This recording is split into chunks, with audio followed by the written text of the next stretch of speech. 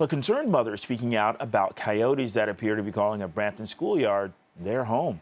Look at these photos. They show coyotes in the yard at Our Lady of Peace Separate School, which has a YMCA daycare inside. And the woman tells CP24 that staff haven't been able to let children out for recess since Thursday. The Dufferin-Peel Catholic District School Board tells CP24 they are aware of the coyote sightings at the school, as is Brampton Animal Services.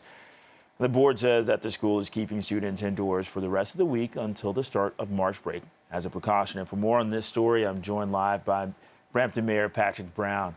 Good afternoon, Mayor. Thank you for taking time to speak with us about this. First off, what do you want to say to concerned parents?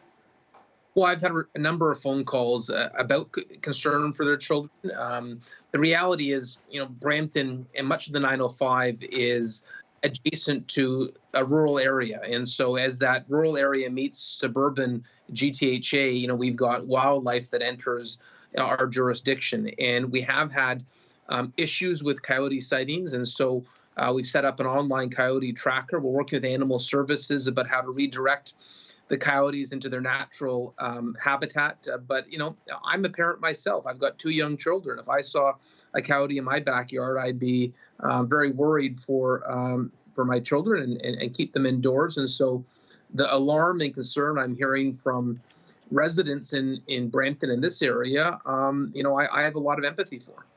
What have you heard from Brampton Animal Services? Mm-hmm.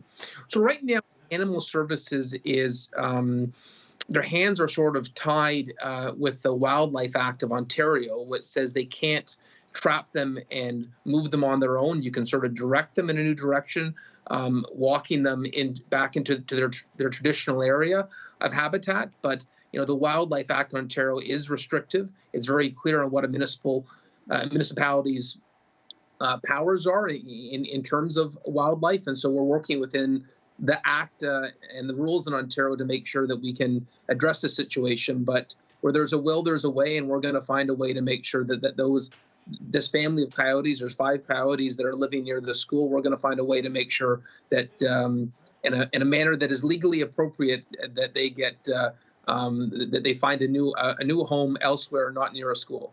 And, this may seem a bit trivial, but not being able to go outside during recess. What do you want to say about that?